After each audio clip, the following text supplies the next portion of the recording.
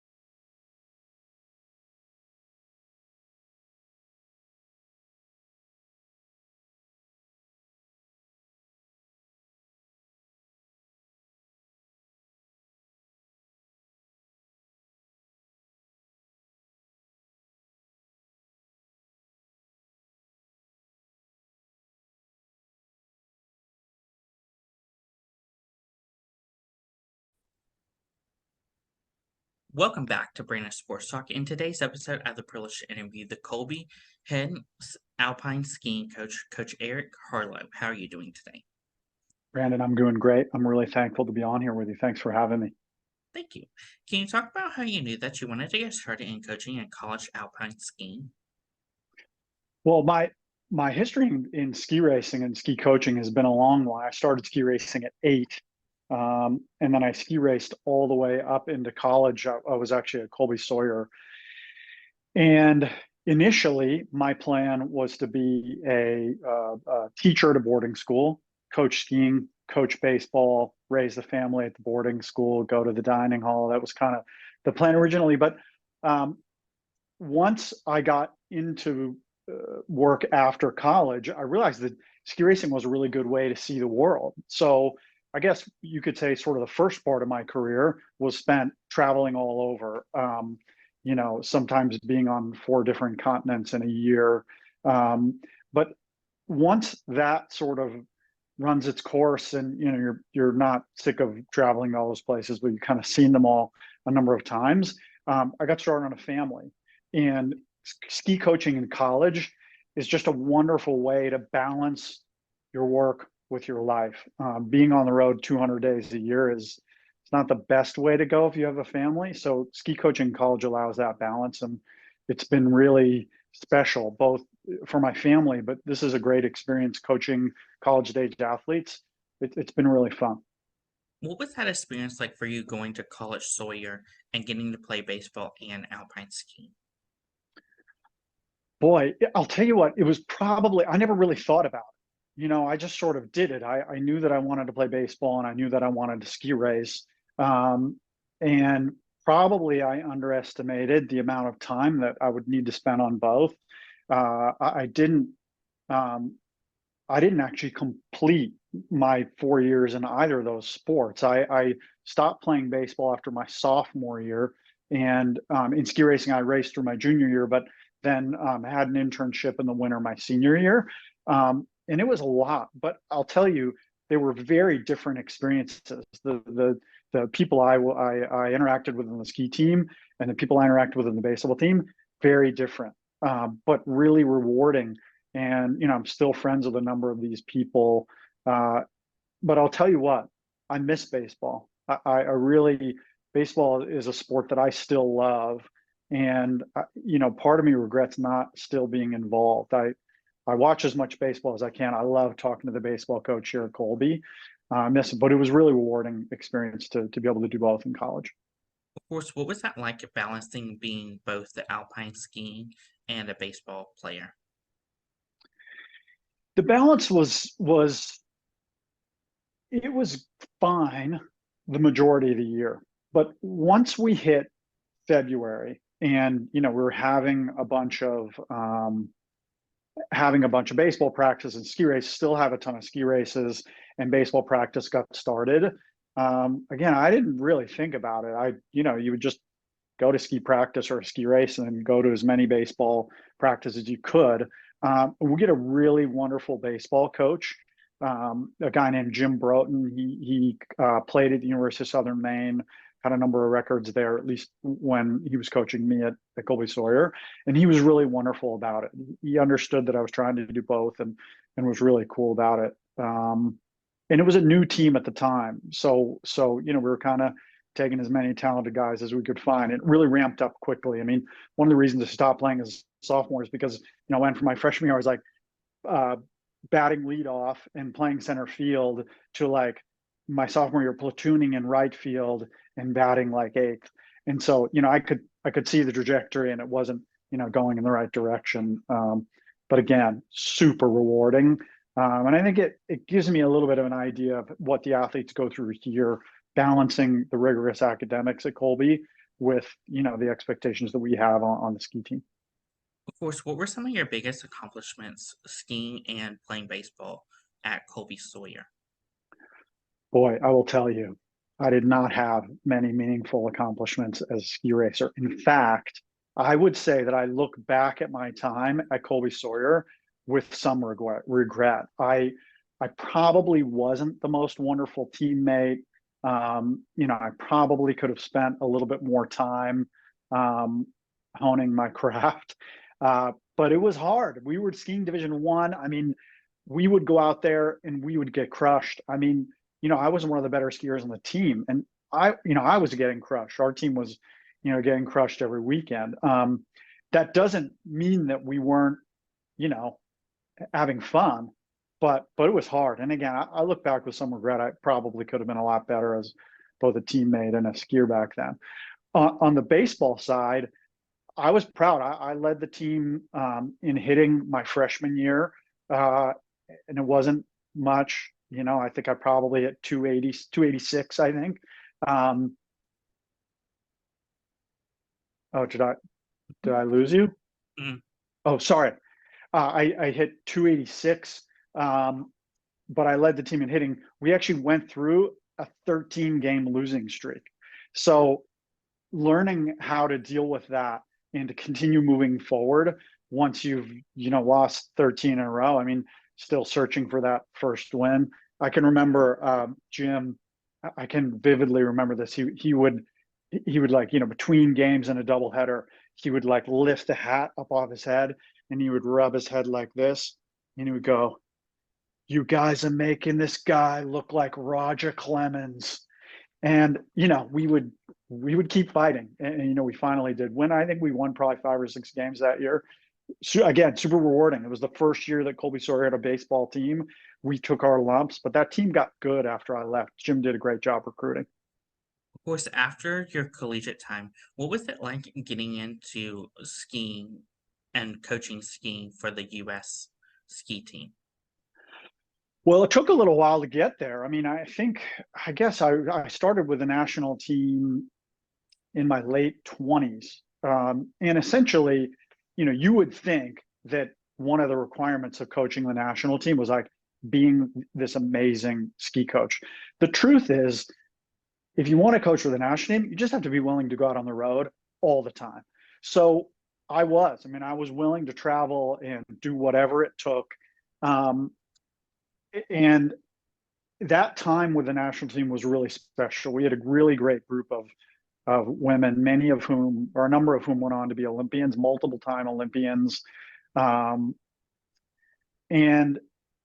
it was hard. I mean, there were a lot of expectations for that group, and it was the first time I'd really worked with athletes who understood the level of expectation and understood what could happen if you didn't meet it. Because requalifying for the team then, it wasn't easy. It's still not easy. Qualifying is not easy, and requalifying isn't easy. These days, the national team will offer you a 2-year commitment. So it's like you can come on the national team, you're on it for 2 years, and that's much more comfortable. But then, we were working with 18, 19, 20-year-olds with just the 1 year. Like, here you go. Here's your year on the national team. You need to requalify. Otherwise, we're going to boot you off and move on to the next kid. And the athletes were under a lot of pressure. And if you're tuned in emotionally as a coach, which I typically was and certainly still try to be. I mean, I was younger then, so it's easier to tune into that as a younger coach.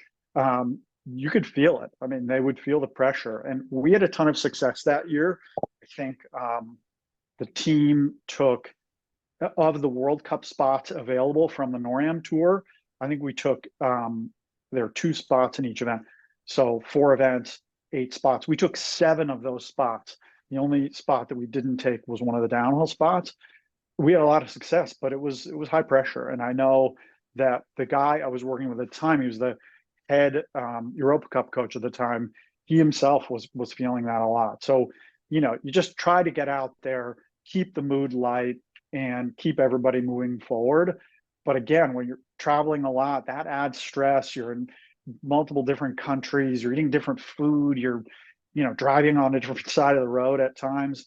It gets to you, but we were able to keep it pretty positive and had a lot of success. Of course, being a young coach at that time, what was that experience like getting to coach those Olympians, those multiple time Olympians and stuff? And who were some of the multiple time Olympians that you were able to coach? Yeah. So back then, let's see. I mean, I would guess the most prominent multiple time Olympian would have been Megan McJames. Out of that group, I was working with the development team. But we were always overlapping with World Cup teams. So I actually, got to know and work a little bit too with people like Racy Stiegler and Lindsey Vonn and Julia Mancuso, people who have gone on to have great careers. And they were in the midst of great careers then. I mean, Lindsey and Julia had both won multiple World Cups by that age. And we would overlap with them on camps and certainly some of the conditioning stuff. But, being able to work with Megan at her young age, I think she was only 17 or 18 at the time. She was the youngest girl on that team. It was a lot for her. I mean, again, you come from, and she came to us from Park City, Utah. You're eating mom's cooking and hanging around with mom and dad, and she had a younger brother, Kevin, just a wonderful family.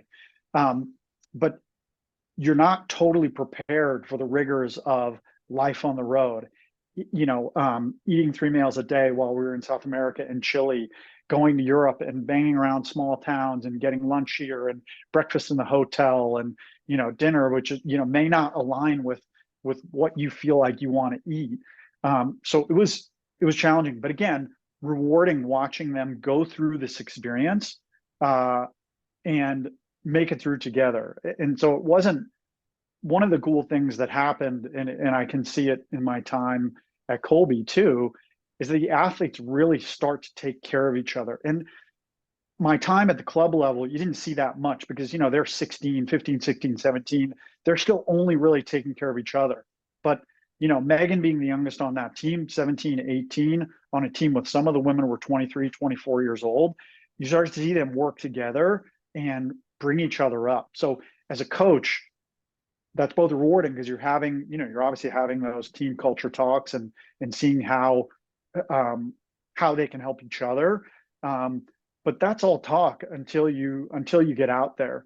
And so to see them work like that was incredible. And I know, that Megan would tell you the same, that it was really helpful for her. I mean, she benefited from that a lot. And she had a long career in ski racing. And sometimes she was on the national team, sometimes she wasn't. You're fighting for spots, you're trying to raise money.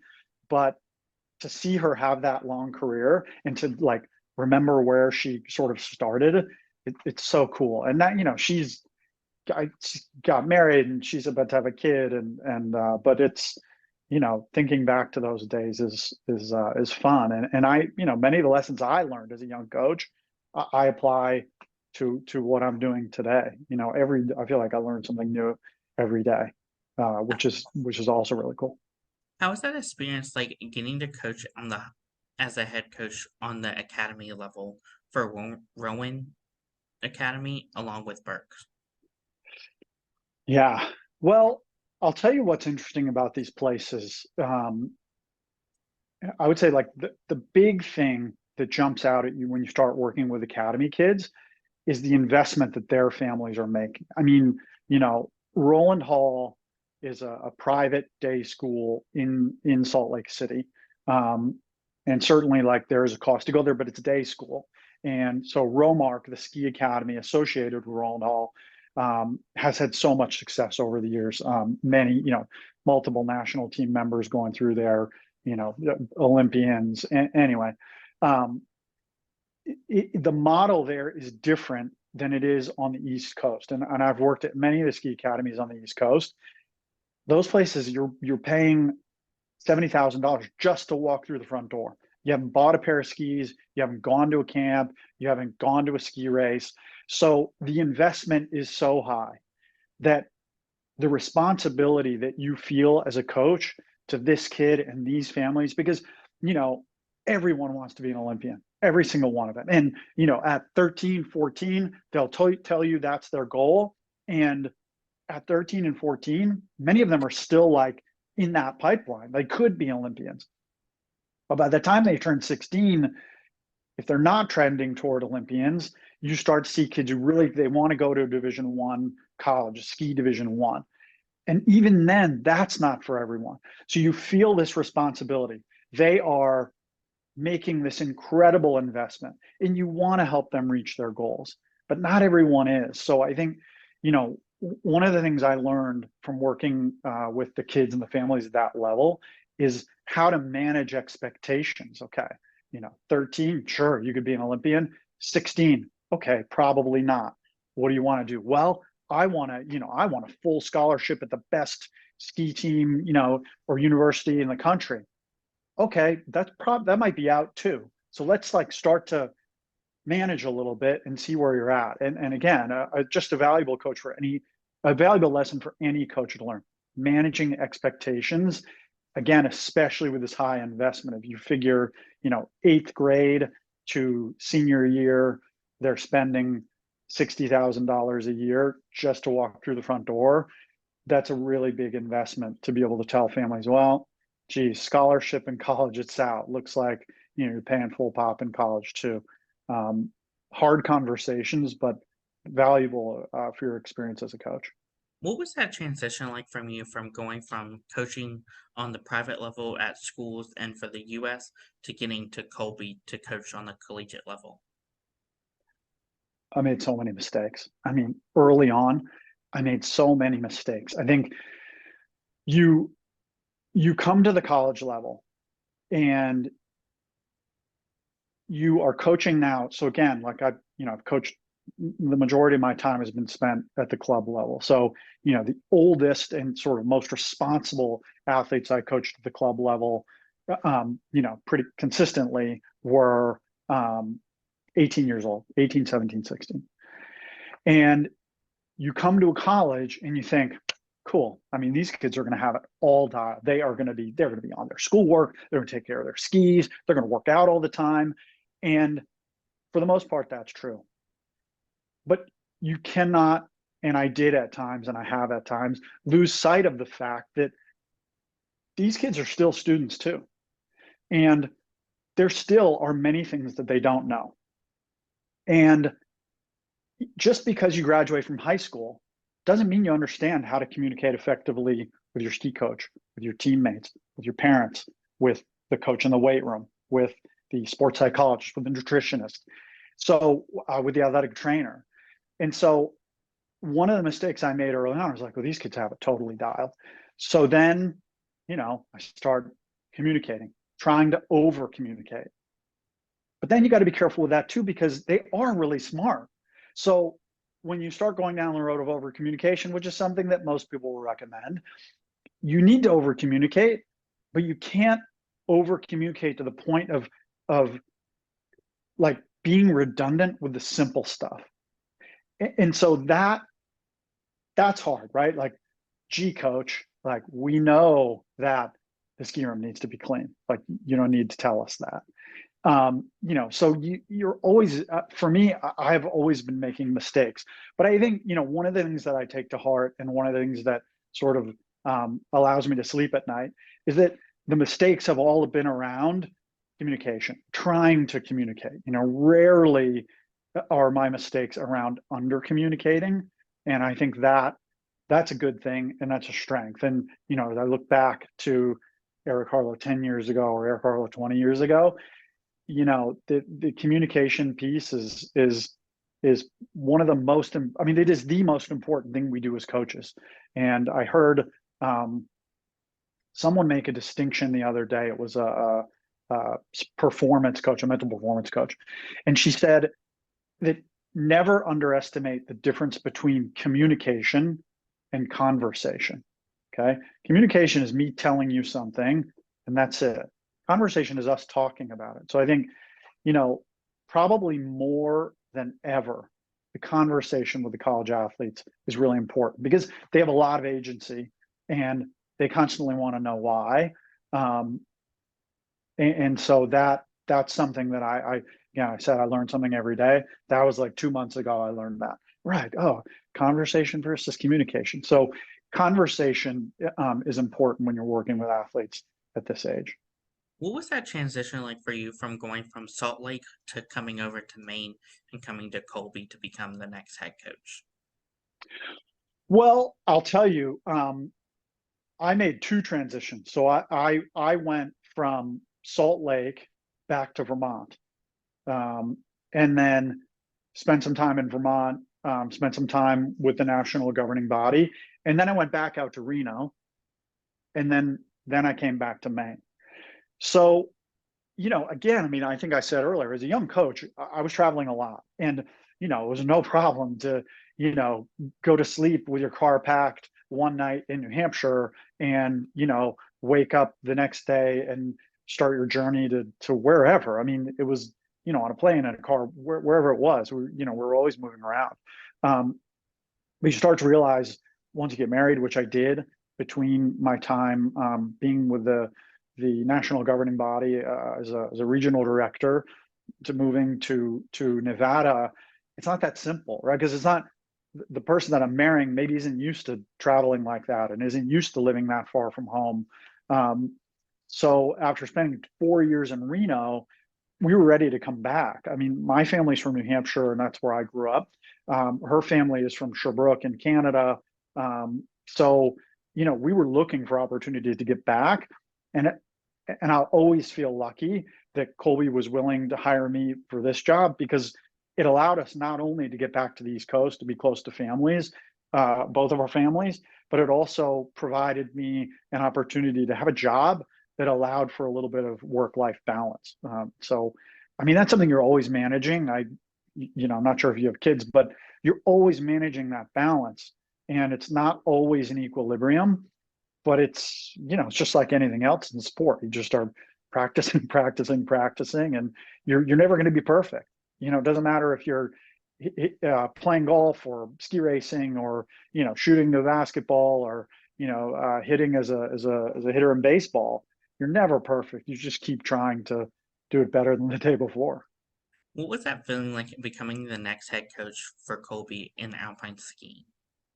Well, it was an honor. Colby has a long history in ski racing and has had a lot of success. They had an NCAA champion in 2006. They've consistently put kids into the NCAA championships, every year since before I got here. So it was an honor that they would consider me to lead this program. And then you start feeling a little pressure. The alumni want to know, well, when is the next time we're going to send a full team to NCAAs? But we've won a championship before, an individual championship. Like, when's the next championship coming for Colby? So again, managing expectations. But I've always been confident in my ability to run a program and coach an athlete. I mean, I've been lucky because I've coached athletes at a high level, and also I've run programs at a really high level. So the fit for me was really comfortable. It was an honor, but also you take that responsibility really seriously. This program has had a history of success, so you want to honor that in the work that I'm doing. And as we build the program, you want to build a great one. You want to build one that's sustainable, so that whoever comes in here after me, hopefully a long time from now, it has something to work with, right? A foundation from which to build. And similar to when I came in, whoever comes in after me, they're going to have new ideas. And so, you want to set them up for success. But it's been an honor to be here. And I'll tell you, like, we try not to be complacent. We're always searching for ways to get better and ways to improve in the margins. And it's not easy following all the, I mean, it's not easy knowing, I should say. It's easy following because you can get in trouble if you don't. But, the NCAA rules, we are in the NESCAC conference. So, that's a bunch of rules there. And then Colby has a bunch of rules too, how we do athletics at a school as rigorous academically as Colby. So, a lot of hoops to jump through. But at the end of the day, it's just making kids faster. And that's something I've typically had okay success with. I'm not the best ski coach in the world, but I'm okay. And, so we just continue to build, and it's been a lot of fun. Can you talk about, of course, the culture that you've started to build for Colby skiing? Can you repeat the question? Sorry. Can you talk about the culture that you started to build for Colby skiing? Yes, I can. It's funny, when you come into a program as a college coach, you come in and you take over, and inevitably, again, it doesn't matter what sport you're coaching, there are many people who have been here before you, and you can look at that two ways, right? You can chuck, throw the baby out with the bathwater and say, we are starting over, a la, Coach Sanders or Coach Prime, sorry, at Colorado, right? That's the way he approached that. That was never going to be my approach. I think, again, Colby has had a long history in ski racing, so it didn't matter so much what the level of success was before I got here. What mattered to me was maintaining a part of the culture as we moved forward. The team was always really close. It's very family. Colby is a small college. We're in central Maine. So the kids spend a lot of time together and they get to know each other in a way that you just don't when you're in college or on the national team, or excuse me, in high school or on the national team. So that was something that was really important for me to move forward, keep that intact. What we tried to layer on top of that was a culture of competition. And that piece, as you can understand, it's difficult to ask people to compete against each other a lot and still be close friends. But what matters if you're layering that on top is how the captains lead. Can the captains lead by example, compete with the team members, and then still put their arms around them at the end of the day and say, hey, great job competing today. And either say, wow, you were fast today and you beat me, or hey, you're going to get me next time, I bet, I have no doubt. So that was really important. We really value competing against each other in training, but mostly I love to see people go head to head in the races, in the actual competitions. We're only able to send 6 men and 6 women to each college race. So in other words, like each game we play, we can only send 6 and 6. And often we'll have 10 or more men and 10 or more women on the team. So you can see how tightly contested and how intense the competition is for those 6 spots. Everyone wants to go to the race, right? Every single kid on this team possesses the ability to go to the race and compete and do well. The question is, which of the 6 are going to go and do the best? And so we really try to have them compete every day. So that when you actually get to the race, you can take a breath. And I'll say, I bring a lot of intensity in training while we're training, but I try to back off on race day because look, they're at a race, right? They're already feeling the weight of the world on their shoulders. So I try to back off and relax a lot on race day. And I think they're able to too, because they've been through the competition in training at other races. So that when they get to the college race, it's just another normal day.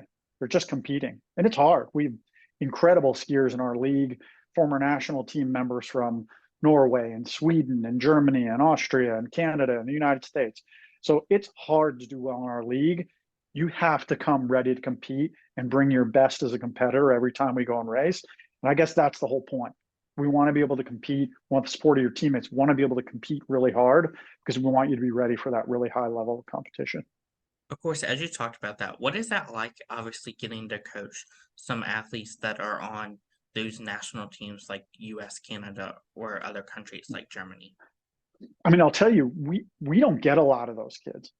Colby is a small college, and we don't offer athletic scholarships. So typically, if a kid's going to come from Norway or Germany or wherever, they're looking for that full scholarship. So we don't get a ton of those kids. We typically get American kids, and we have had, I guess, there are 2 kids on our team who have formerly been on the national team. Maybe it's just 1. No, it's 1, and then 1 was sort of a named member of the development group. But many of the kids from the U.S. that we have on our team, they still have the goal of being on the national team. And I think that's something that I also take really seriously as a responsibility as a coach. I want to build a program that gives kids the opportunity to make the national team prior to graduating, or at least like as they graduate. It's hard to coach against those kids because they are, number one, those kids who have come from national teams, they're older, so they're much more experienced, just like in life, right? Waking up and going about your day, they're much more experienced than the 19, 20-year-olds on our team. So right away, you're operating it as a deficit. And then to layer on top of that all the experience they've had racing in Europe, potentially at World Cup races, certainly at plenty of Europa Cup races. This is the highest level of ski racing in the world, and there's no substitute for it. So we have to really make sure we're ready to go and compete against those kids. And I think by and large, we've done a pretty good job so far preparing kids for that. Probably haven't had the level of success that we'd like to have, but I would say we're on track. And so it's challenging, but also it's really fun, and the kids get psyched when they're able to beat some of those athletes. Yeah, rewarding, I Of would say. course, at Colby, who are some of the teams that you compete against each week? Each week we compete against, I mean, the top 4 teams in our league are University of Vermont, Dartmouth College, Middlebury College, and University of New Hampshire. So right away, sort of those are the top teams in our division of NCAA skiing. Harvard has come on in recent years. They've had a really strong, small but strong team. And then, places like Plymouth State, they're scholarships, so they're able to get a handful of good kids. St. Michael's, same thing. The way we compete, though, and it allows Colby to be, sort of 5th place, eyeing 4th place. If we do if we have an incredibly bulletproof weekend, we might be able to creep close to 3rd place. One of the things that we do is we score alpine skiing, which is what I coach, with Nordic skiing. So it's funny because other than being on skis, they are 2 completely different sports. So it's really unique that these 2 sports are scored together every weekend. And it generates a score, and that's where Colby places for the week. We have a good Nordic team. We have an amazing Nordic coach who's been here a long time. And it's just tremendous. So having us be able to score together is a boon to Colby. And I would say, we're pretty standard 5th place each weekend, again, creeping up into the 4th place every once in a while. But again, the margin is huge because, like I said, UVM has former national team members on its alpine side. Well, so does the Nordic side. On the Nordic side, they have guys who will come back from Europe racing on the World Cup as Nordic skiers to compete in the college carnivals. It's hard, but again, anything can happen. That's, like they say, that's why you play the game.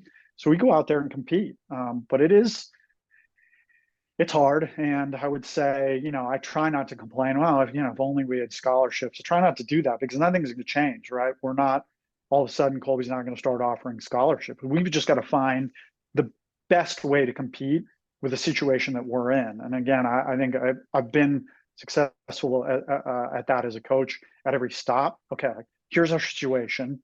How can we build this and be great? So we're building, and I think we have a chance to compete really this year. Good class coming in, super fired up. Of course, what is that like getting to compete against schools like Harvard and Middlebury? I'll tell you. So we compete with them on the mountain, and Harvard, Middlebury, we go back and forth with those guys. Again, Harvard's a little bit smaller, so they have a bad luck in a weekend. They can really fall down the standings. Middlebury's had a strong team for a long time. Really close old friend of mine is the head coach there, and a gal that I used to coach is the associate head coach. We had a lot of success. So we compete against them on the mountain, and again, it's not easy, but we do okay. We hold our own.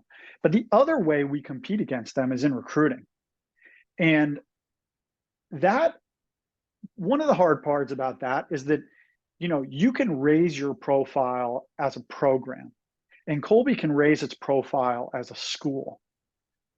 But in many ways, when you're from North Carolina, right? So imagine 2 families sitting together at the country club, the nicest country club in Charlotte.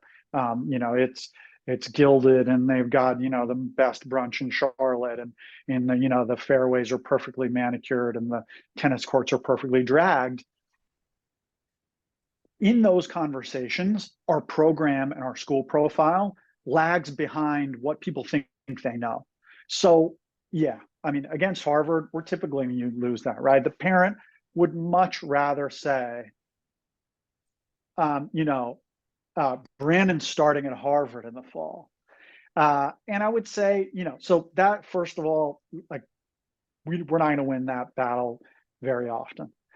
Middlebury, it's starting to catch up, but it's similar. Again, like that, again, I was talking about Charlotte, but at the yacht club in Boston, in the Bay, people would much rather at this point say that their son Brandon is starting at Middlebury in the fall.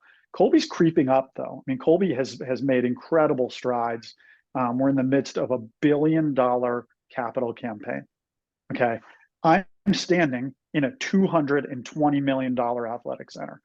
Colby's on the move. I mean, we're really pushing, and the Alpine program is reflective of that. We've been on the up and up, and I think just now we're starting to, 3 years in, we're starting to sort of have those conversations with kids where it's Middlebury or Colby, versus when I started, it was Middlebury all day long. So we're proud of the progress we've made. Still a lot of work to do, though. As a head coach, what are some of the things that you look at in those prospective student athletes when out on the road recruiting them in alpine skiing? Great question. I'm looking for two things. Number one, I'm looking for kids that are showing a level of skiing ability that would allow them to qualify for NCAA championships, which is not easy. We only take 17 men and 17 women out of the East.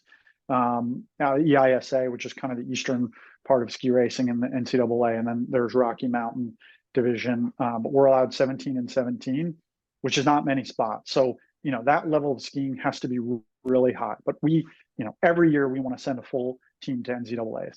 And then number two, and this probably should be number one, but do you possess the type of character that will allow you to be a captain as a junior or a senior? Now, obviously not everyone is going to be a captain, but if you have that level of character, you're going to be a good fit here.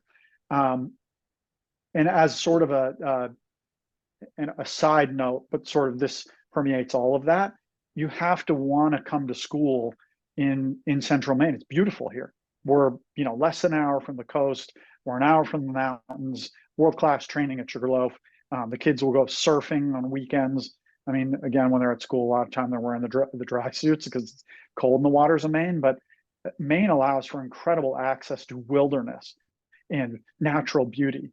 So that's also an important one. But top two, character and skiing ability. Like, can they, not just are you good at skiing, like, can you compete at a level that will allow you to qualify for NCAAs? Of course, for those prospective student athletes, what does that visit look like at Colby for the skiing program? It depends on the kid. I mean, we're up here in Central Maine, so like typically they'll match their visit to Colby with a visit to Bates, which is great. I mean, Bates is another terrific school just down the road from us in Lewiston. And again, they have a good ski program. So typically kids will kind of do a half day at Colby. The tour of Colby campus is sort of legendary. The tour guides walk backwards the whole time and talk to the families. I'm still not really sure how they do it. But that takes about 90 minutes.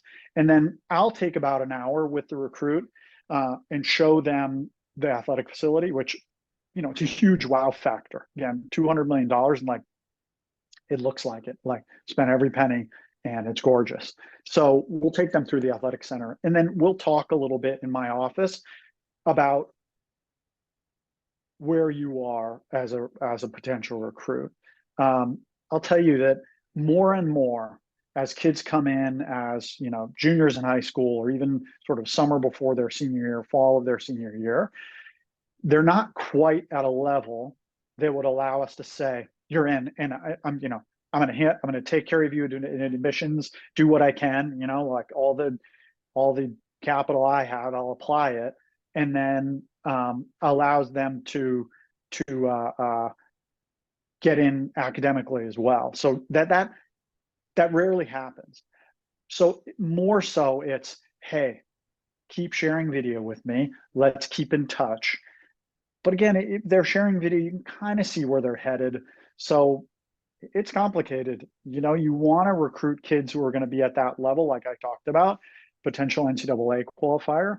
And you want athletes to match up ability-wise with the team that we have here. But we have a really strong team. So it's unusual that a 17 or 18-year-old is going to hit that level. You kind of have to look into your crystal ball, which of course, I don't really have one. So, you're doing the best you can to predict future performance, which, if you're in the NFL, it's $1 billion industry. Here, it's just me and my two eyes watching their video and saying, yeah, I can see it. Yeah, no, they'll get there.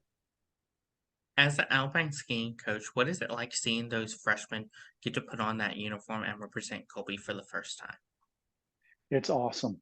It's awesome. And, I get goosebumps when I think about it because um, it's something that many of them have had in their goals, their personal performance goals for, for the last 3 or 4 years. I want to ski NCAA Division One. And so to see those freshmen come out and put on the uniform, it's really special.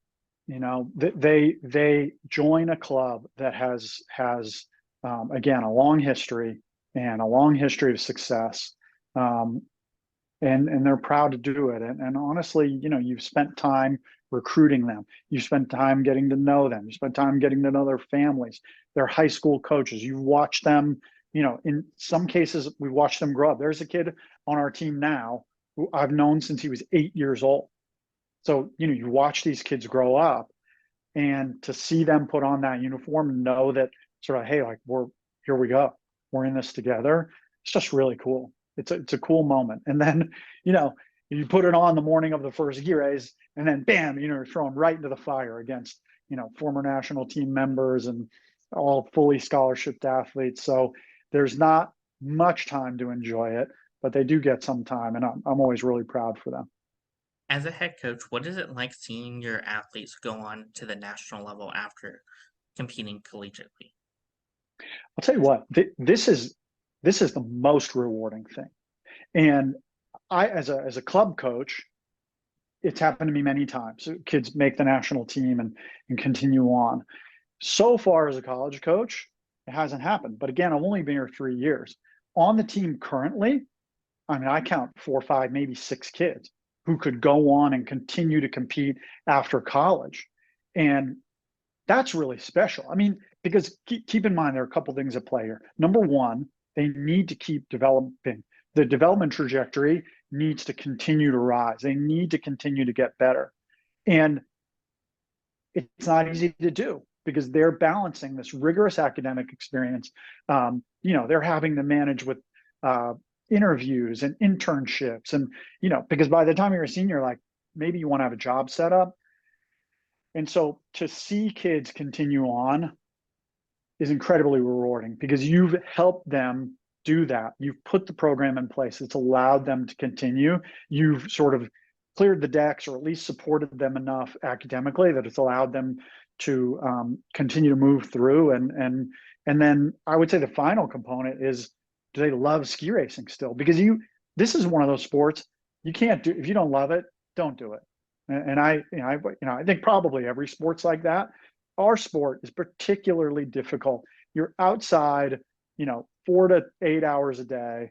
Where we train, it can often be very cold. We're talking about sometimes -10, -20 before wind chill. So you got to love it. And if, as a coach, I'm seeing kids who want to continue ski racing after their senior year, that's pretty sweet. I mean, that means that they've loved it so much and they continue to love it. Because otherwise, you're right, they just go get a job. And, kids here, they go get great jobs. I mean, certainly better than any job I'll ever have. So, although my job's pretty sweet. I mean, like earning power. So that to me would be the ultimate reward. Like, you want to talk about, yeah, okay, if we have a NCAA champion or All-Americans, that's really cool. But the coolest would be to see kids go on and compete after college. Of course, what are some of your future plans for the Colby skiing program moving forward? Well, we've got to keep developing. I mean, we've got a good crew coming in, but again, I mean, the better the athlete that comes in, the more responsibility you take for continuing to move their trajectory. And once they've sort of approached a certain level, there's not much room for improvement. And so you want to try to keep them improving, but also try to unlock another level of their skiing. And one of the things I think we do really effectively here is match a number of components of sports science with our ski program. So, we have a sport dietitian, sports psychologist, with multiple strength coaches, one match to our team. You have a medical staff with an ATC and a team doc. And then we have a data scientist who's like kind of pulling some of the data, both from the weight room, from the training room, and then sort of from some of the performance tests that we do on a daily basis. You have to effectively manage that. And again, the kids that are going to school too, by the way, and carrying a full class load at a school that's very difficult to get into. We made 8%, 9% of our applicants. So it's a lot to juggle, but really we've got to continue to manage that peak performance program with all those different components that allows for kids to continue to improve. Because when you come to one of these colleges, you tend to ski less, just again, because of the way that your calendar works and the time you spend in the classroom. You tend to ski less than, when you're a post-grad after high school, obviously, right? But you want to hit all the components that can help them continue to improve in spite of the fact that they're not skiing. So we've just got to continue to kind of buttress the skier with all these different components. And I think, we're going to keep doing better. I mean, one of the things that, we'll set goals. I mean, we've got goals as a program, but it really comes down to fast skiing. So how are we affecting each skier so that they're going to ski as fast as possible? And again, like I said, potentially unlock another level of skiing. What advice would you give those incoming college athletes that are looking to ski in college skiing? Well, I mean, first of all, I would say don't give up. It's hard. And there are only, I think there are 21 schools with alpine ski teams. And so if you figure each school, and this is not necessarily true, so let's say Brandon is an aspiring ski racer, and Brandon really wants to ski race at the NCAA level. 21 schools, let's say each school brings in 2 males, and some bring in less, some bring in more. So you're talking 42 men go on to Division I ski teams in a year. The graduating classes of the 3 ski academies, the 3 major sort of longtime ski academies in Vermont, Stratton Mountain School, Green Mountain Valley School, and Burke Mountain Academy, the graduating classes have as many guys as that in alpine skiing, just those. And then, say nothing of the fact that all the clubs and academies all across the country, plus, as I said, former national team members from Europe. So first of all, know your numbers, know that it's going to be hard, but don't give up. I mean, just because you're not ready as an 18-year-old senior to ski in college doesn't mean that it's over. Take a PG year, take another PG year. Really, if this is what you want to do, don't give up, and understand that even if you're not skiing at the NCAA level, 42 spots, like this is, it's not impossible. It's kind of close. There are over 200 schools outside the NCAA in the USCSA with college skiing programs. And, they range. Some of them employ full-time coaches and have training, very similar to our program. And some are just club teams with club leaders, and they, work and get them to races and set up training. There are many, many pathways to ski racing college, not just the NCAA. So don't give up. Know your numbers, but also know your pathways. Know that if this is something you want to do, chances are you'll be able to do it. You may not be able to do it at Colby. You may not be able to do it at UVM or University of Utah or Colorado Boulder, but there are ski teams that will have you and be really happy to have you, and you'll be lucky to have that experience. What advice would you give those college skiers that are looking to make it onto the national team? Take advantage of the resources at your college. So for us, like I said, we have that peak performance program. We're doing sports psych, nutrition, strength and conditioning, medical, and then we're implementing some data science things. Take advantage of those resources. Number 2, take advantage of any other available resource. So you need to ski as much as you can in the summer, and sometimes it's got to fit. Sometimes you have interviews, sometimes you have internships. So it's got to fit within your program. So you've got to find those opportunities. And often here, like, I'll help kids find those opportunities. I would love to ski during this time, but I've got this internship, so I can really only ski during this time. So we're constantly finding and using other resources. I would say that's really the thing. And then the other thing is you've got to be able to manage those resources. So now you've got all these available resources. You're like, wow, this is a cornucopia of resources. What do I need? And then really put it all into your plan.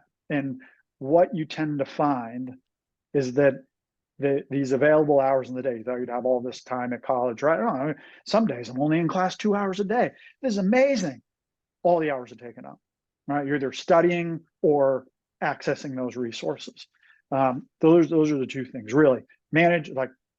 Gather resources and then manage them. But I think, one of the things that I heard this great, Eric Arvidsson, who's a current C team member, he said that he was so much more ready to be on the national team as a graduating senior than he was as a 19-year-old, coming from his high school in California. And it wasn't even close. Like, he just learned so much about what he needed, how to advocate for himself, what resources to pull from, that he was really ready to take advantage of that. He had a nice season last year, excited to see where he can go. And I really believe that in the US, this is a little bit of an untapped resource, and we've got to do our part. Schools like Colby, right? It's not just as simple as come ski here. There are lots of things that we need to help them take care of, but we can, and we will. What advice would you give those college coaches out there that are looking to coach in college alpine skiing? Boy, so remember I said 21 programs, so that's only 21 jobs. I'm not sure how I got this job, to be honest. I just got really, really lucky. Right place, right time, couple of the right contacts. I would say you need as much experience as you can, and it's hard to have. One of the things that colleges really value is experience in college athletics, of which I had zero. So one of the things that made me attractive to Colby, I came to learn, was the fact that I had led programs prior, right? Communication skills, pretty polished. You have a deep and wide network of contacts, so you can really help the program immediately instead of kind of learning on the job. And so if you have many of those skills, I think that they're a little bit more willing to sort of say, well, he's not going to know all the NCAA rules, but those are things you can learn. And a 25-year gathering of network and resources, that's not something you can learn or you can develop over just a couple of years. So that's what I would say. You've got to have a lot of experience. And if you don't have college coaching experience, you really got to blow them away with the other points, which again, this is not me blowing them away. This was me getting pretty lucky. That's great advice. Where can my listeners find you at on social media along with the Colby skiing program at? Well, you can follow us at Colby Alpine on Instagram. And I don't have a personal social media, but if you follow us on Colby Alpine, there's lots of fun stuff on there. You get to meet the team.